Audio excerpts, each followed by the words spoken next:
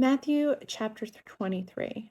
Then Jesus said to the crowds and to his disciples, "The scribes and the Pharisees sit on Moses' seat, and so do and observe whatever they tell you, but not the works they do.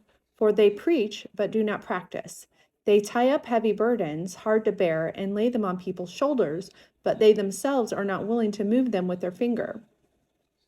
They do all their deeds to be seen by others, for they make their phylacteries broad and their fringes long, and they love the place of honor at feasts and the best seats in the synagogues and greetings in the marketplaces and being called rabbi by others.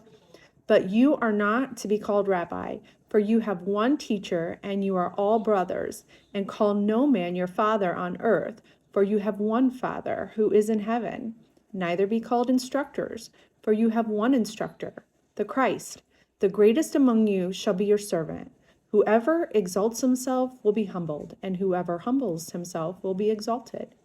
But woe to you, scribes and Pharisees, hypocrites, for you shut the kingdom of heaven in people's faces. For you neither enter yourselves nor allow those who would enter go in.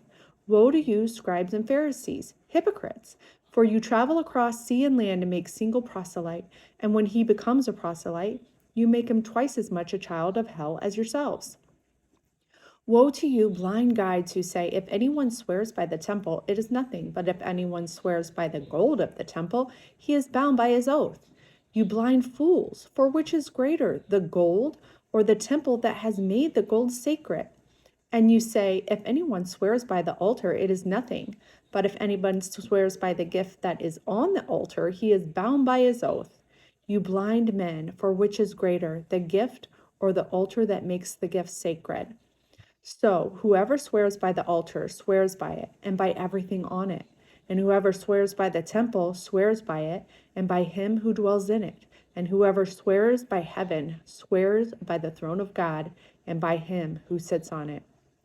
Woe to you, scribes and Pharisees, hypocrites, for you tithe mint and dill and cumin and have neglected the weightier matters of the law, justice and mercy and faithfulness. These you ought to have done without neglecting the others. You blind guides, straining out a gnat and swallowing a camel. Woe to you, scribes and Pharisees, hypocrites, for you clean the outside of the cup and the plate, but inside they are full of greed and self-indulgence. You blind Pharisee, come clean the inside of the cup and the plate, and the outside also may be clean. Woe to you, scribes and Pharisees, hypocrites, for you are like whitewashed tombs, which outwardly appear beautiful, but within are full of dead people's bones and all uncleanness.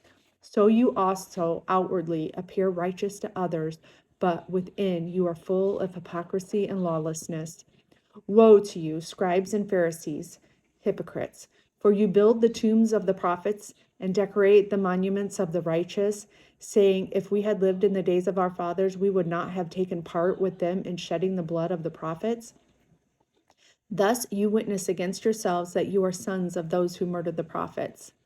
Fill up then the measure of your fathers, you serpents, you brood of vipers. How are you to escape being sentenced to hell? Therefore, I send you prophets and wise men and scribes, some of whom you will kill and crucify, and some you will flog in your synagogues and persecute from town to town, so that on you may come all the righteous blood shed on earth, from the blood of the righteous Abel to the blood of Zechariah, the son of Berechiah, whom you murdered between the sanctuary and the altar. Truly I say to you, all these things will come upon this generation.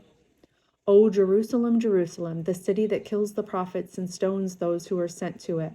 How often would I have gathered your children together as a hen gathers her brood under her wings, and you were not willing. See, your house is left to you desolate, for I tell you, you will not see me again until you say, blessed is he who comes in the name of the Lord.